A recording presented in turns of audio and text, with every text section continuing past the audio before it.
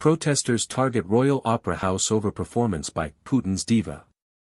Anna Netrebko's presence on stage called it a disgrace, despite soprano condemning Russia's invasion of Ukraine. Dozens of protesters have gathered outside the Royal Opera House to demonstrate against an eminent Russian opera singer nicknamed Putin's diva, who performed on the opening night of Tosca. Anna Netrebko, 53, one of the world's best-known sopranos, who draws full houses for her performances at leading opera houses globally, has denied being an ally of the Russian leader. She was ostracized by most major opera houses in the months after Russia's invasion of Ukraine in February 2022, despite releasing a statement unequivocally condemning the conflict. Netrebko, who has not performed in Russia since 2022, was given a People's Artist Award in 2008 by Vladimir Putin. The crowd of about 50 protesters congregated outside the central London venue included Natalia Filatova, 48, who was wrapped in the Ukrainian flag.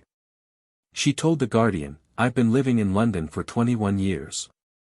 I used to love the Royal Opera House and everything that they did, but the decision is a disgrace. There are so many great opera singers, it doesn't have to be a question. I think it's a disgrace. I think it has damaged the image of the Royal Opera.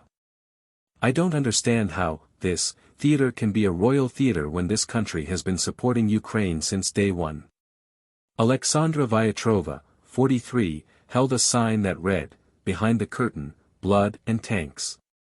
She said she attended because, unfortunately, all the polite communication didn't bring any results. The protest finished with a tribute to Ukraine as demonstrators lit yellow candles and gave a rendition of the national anthem, Shesheniv Merla Ukraini.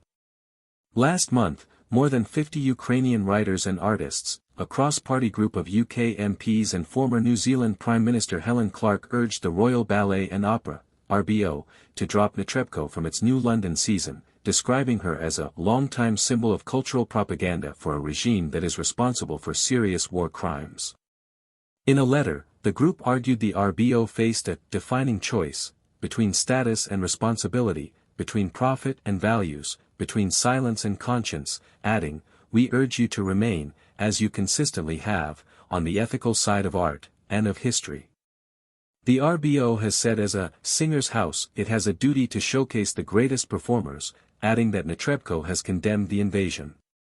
A number of other major opera houses across Europe have featured the Russian soprano in the past 2 years.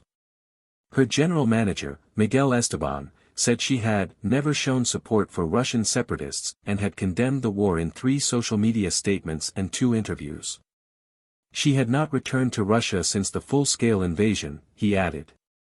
In 2014 Netrebko made a donation to Donetsk's opera house after Russia seized the city, and she was photographed holding the separatist flag of Novorossiya with a pro-Kremlin former Ukrainian politician. She later said did not understand what the flag meant. Netrebko has said that she acknowledges and regrets that past actions or statements of mine could have been misinterpreted, and that she has only met Putin a handful of times. Earlier this month the RBO pulled its production of Tosca at the Israeli Opera in Tel Aviv after almost 200 members signed an open letter criticizing the organization's stance on Gaza.